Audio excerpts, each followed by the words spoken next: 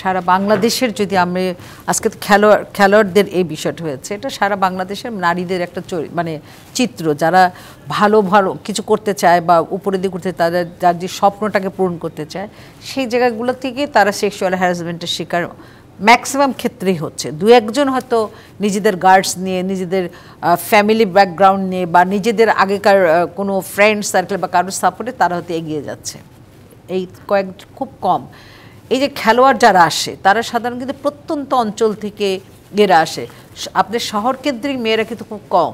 শহরকেন্দ্রিক বলতে বোঝাবো যে ইউনিভার্সিটি যেগুলো আছে তারা কিন্তু খুব কম। আপনি দেখবেন ফুটবল বলেন, ক্রিকেট বলেন, বা আজকে যে আপনার যে সমস্ত কুম্ভ ক্যারাতের খেলার শিকার, এটা মানুষের এখন চ্যালেঞ্জিং, গ্রাম পর্যন্ত চলে গেছে। আচ্ছা, আপনার ডিজিটাল প্রযুক্তি সব কিছু, তারা এটাকে চ্যালেঞ্জ হিসাবে দেখতে চাচ্ছে যে আমরাও কেন পারবো না, আমরাও তো গ্রাম থেকে।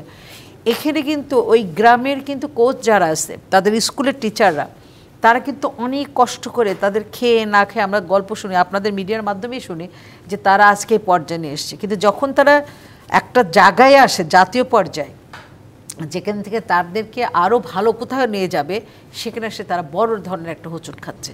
সেই হোঁচটটা কি, এই যে অসহায় মেয়েগুলো, অসহায় এই শব্দটা এই কারণে বলছি যে খেলার দিক দিয়ে এক্সপার্ট, বাট এখানে যে মানানসই করার জন্য তাকে যে আগাইতে হবে, অর্থাৎ সে কিভাবে ব্যক্তিত্ব সম্পন্ন ওই লোকটাকে চ্যালেঞ্জ করবে যে তাকে খারাপ অফার দিবে, অথবা তার যে মেধা আছে সেই মেধাকে কিভাবে উত্তরণ করবে, এই জায়গাটা মনিটরিং বলেন, অ্যাকাউন্টেবিলিটি বলেন, এগুলো নাই। না থাকার জন্য এই যে স্বচ্ছ জবাবদিহিতা, এই মনিটরিং পদ্ধতি, এইগুলো যদি না থাকে যে জায়গাগুলোতে, সেখানে এই ধরনের ঘটনাগুলো ঘটতেই থাকে। নগদে 500 টাকা বা তার বেশি পেমেন্টে পেতে পারেন ঢাকায় জমিসহ 20 কোটি টাকার পুরস্কার। তাহলে কি করতে হবে? আপনি কিছুক্ষণ আগে আমাকে কোশ্চেন করেছেন লতে কি বলে।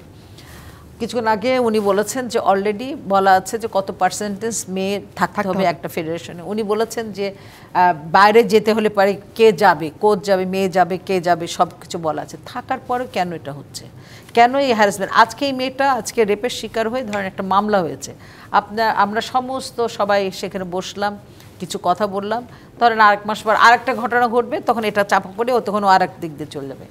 যে মেয়েটা কিছুদিন আগে বললেন সাঁতারে যে মেয়েটি সুইসাইড করেছে, প্রেগনেন্ট ছিল, অ্যাবিউজ হয়ে সে প্রেগনেন্ট হয়ে গেছিলো, এটা তো ধরেন মানে একটা প্রকাশিত হওয়ার পরে সবাই জানছে, কিন্তু এই ঘটনা কিন্তু ঘটছে এবং মেয়েগুলো বলতে পারছে না। আপনি শুধু আরেকটা জায়গায় আসেন, তাহলে আমি আবার বলবো যে আইন কি বলবে। আপনি ক্রিকেটেতে আসেন না কেন? মেয়েরা যে চমৎকারভাবে খেলে আজকে আসে, এই ক্রিকেট যদি ছেড়ে যদি খেলতো, ফুলের পাপড়ি দিয়ে বোধহয় সারা রাস্তা হয়ে যেত, সমস্ত গাড়ি বোধহয় সব তাদেরকে দেওয়া হতো, ফ্ল্যাটও দেওয়া হতো।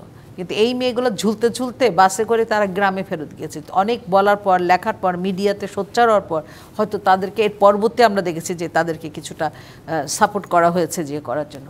তো এই যে ন্যাশনাল একটা জায়গায় যে বৈষম্য, চোখে আঙুল দিয়ে যেখানে বৈষম্য থাকে, সেই বৈষম্যর জায়গা যতক্ষণ পর্যন্ত আজকে গাফার ভাই এখানে বসে আছেন, উনি হয়তো বলবেন অনেক কথা, কিন্তু উনিও তো ওই একটা চরিত্র জায়গায় অবস্থান করছেন, ওই জায়গাটা কিন্তু উনিও অবস্থান করছেন। ওনার রোলটা কি আমরা হয়তো দেখতে পাচ্ছি না, হয়তো সবল অথবা দুর্বল অথবা মিডিয়াম, ভারসাম্য রক্ষা করে চলছেন। কিন্তু আমার প্রশ্ন হলো যে এখানে গভর্নমেন্টের মনিটরিং সিস্টেমটা কোথায়?